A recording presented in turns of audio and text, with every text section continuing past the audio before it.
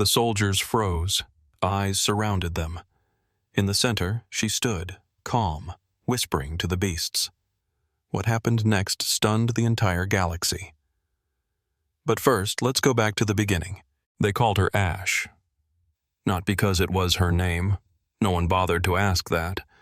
But because that's all they thought would remain of her. Ash and bone, scattered beneath jungle vines and predator drool. No lineage, no citizenship, no recorded birthplace. Just Ash, the ghost of a forgotten sector Earth itself had long stopped claiming. She was 17, though her frame carried the wiry tension of someone older, someone who'd starved through winters beneath rad-scorched skies and watched friends melt under acid rainfall. Her eyes were the color of scorched steel, too sharp, too watchful for a girl who should have still been a child. The red zone, what was left of it, had no cities, only broken structures clinging to the skeletons of what once were. The atmosphere boiled and froze without warning. The soil pulsed with poisons, and gravity spikes crushed bones without mercy. But from that chaos, the Confederacy said, abominations were born. Mutants, freaks, Deathworlders. The kind of humans evolution itself had disavowed, and Ash, barefoot and shackled, was their living proof. The Ilindari, elegant and cruel, paraded her through the stars like a captured demon. Across a dozen systems, her caged form was broadcast as entertainment, the savage girl from Earth, writhing beneath sterilized light, her face unreadable behind a curtain of soot-colored hair. Children pointed, adults scoffed.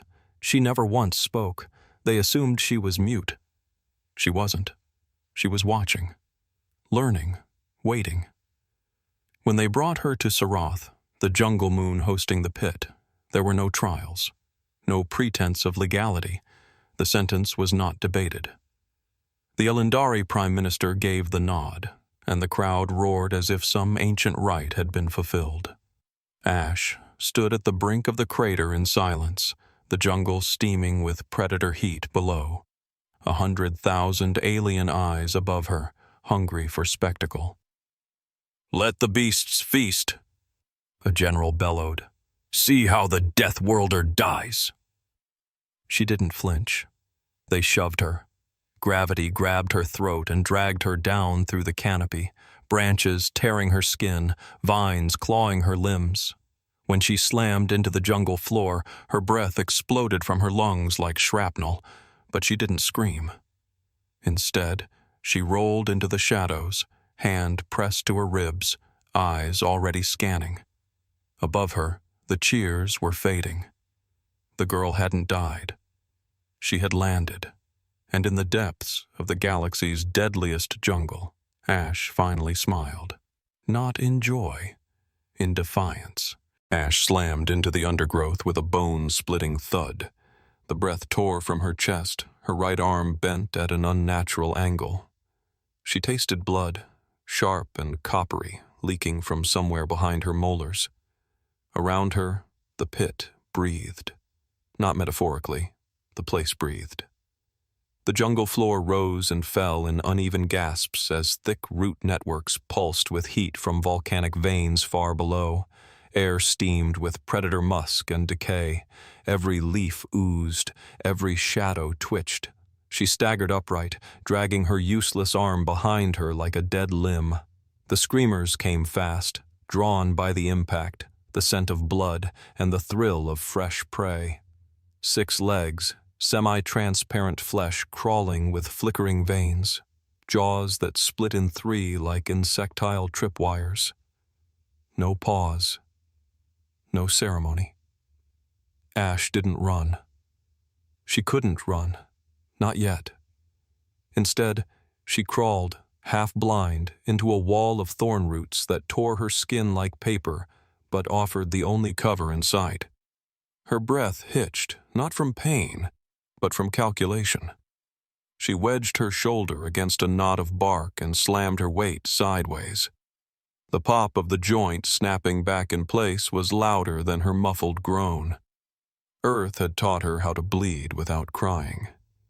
The jungle, however, was teaching her how to bleed quietly. By nightfall, she had tracked the screamers through the rustle of vine grass and the flicker of thermal light from their gill sacs. She'd memorized the blind spot near their haunches, noticed how they hesitated before pouncing. Just half a second, but enough. A stone, palm-sized and jagged, became a weapon when jammed into the mouth of the boldest one.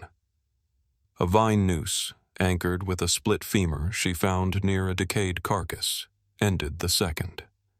The others circled, then scattered.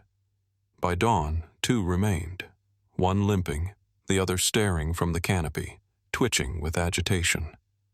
Ash stood in the clearing of her kill, barefoot, bruised, filthy, but upright.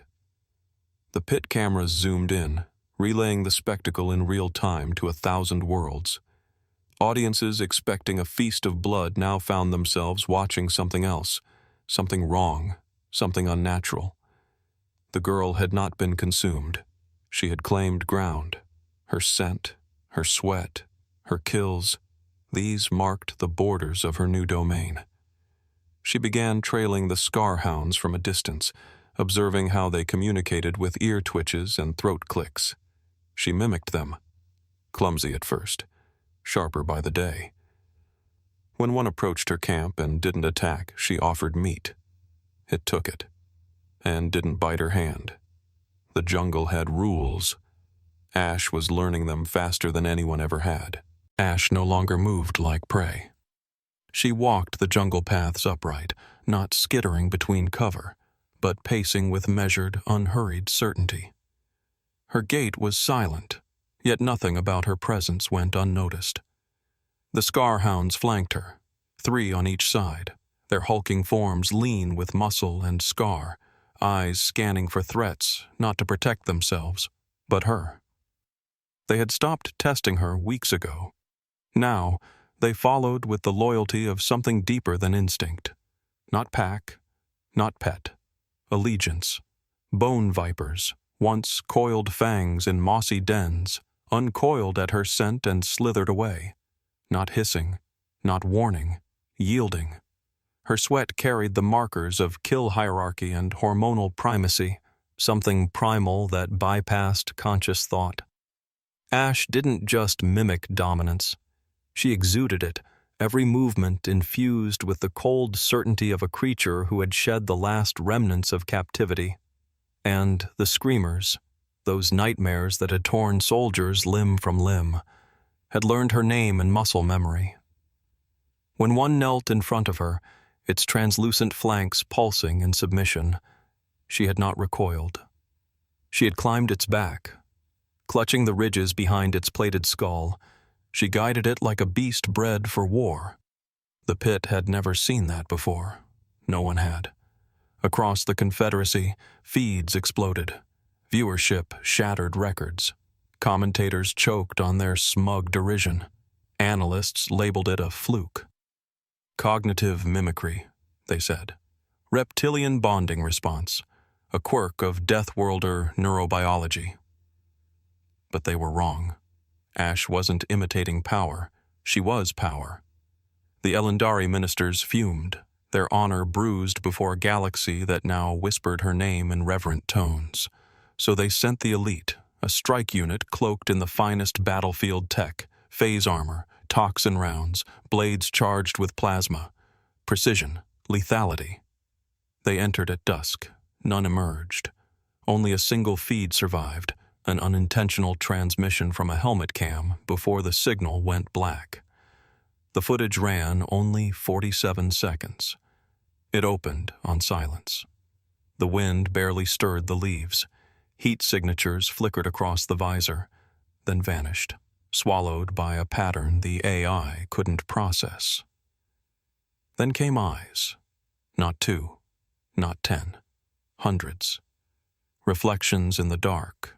Movements without sound. Then the frame caught her. Ash, half lit by a fire that wasn't there moments before. Face smeared in ash and blood, her lips barely parted in a low whistle. The jungle answered. Claws, fangs, screeches, then static, and silence. The Confederacy stopped calling her Deathworlder after that. They started calling her Commander. The tribunal chamber of the Galactic Confederacy had never been breached, until now. Built from obsidian mined from the dying moons of Kalor, the Hall of High Seats rose like a monolith at the center of the Confederacy's capital, a sanctum reserved for the untouchable elite, where the fates of systems were decided with cold efficiency and centuries of unchallenged tradition. It was not meant for creatures like her. And yet Ash entered without a bow, without shackles, without apology. The guards flinched as she passed, not from fear, but from the unmistakable scent of the jungle that clung to her skin like war paint. Her gait was slow, deliberate, as though each step was a defiance of the chains they once fastened to her wrists. The Elendari stared down from their thrones, some curious, most disgusted. She stood in the center of their circle, flanked by no council, armored only in scars. They offered clemency, a name, a seat, a rank. She returned none of it. "I don't need a title to be human," she said. "What I want is truth." Then she began. Ash recited the names of every child hurled into the pit, names the Elendari thought lost beneath vines and fang. She spoke of the broadcasts sold for profit, the laughing ministers, the feasting spectators. Her voice never rose, never cracked. But with every word, the chamber darkened, less from light, more from weight. The weight of what they had done, the weight of a forgotten graveyard broadcast live to amuse the powerful. When she finished, silence fell. An admiral stood, scales shimmering with disdain. "You are not civilized enough to speak of justice." Ash raised her hand, and the chamber doors opened. In stepped the screamers, armored, disciplined, their jaws restrained, their movements measured, not a growl, not a hiss, but presence, immense and undeniable. Gasps rippled across the court. "No," Ash said, her voice quiet but immutable. "I'm more civilized than you ever were." The tribunal did not end in a vote. It ended in collapse. Public opinion shattered like glass. The pit was closed within hours. The ministers who once toasted her death were cast into exile, stripped of titles and station. Ash did not ascend. She returned, back to Saroth, back to the jungle that crowned her, not with gold, but with blood-earned reverence. She ruled not from a throne, but from the roots of the world, neither tyrant nor servant, but legend.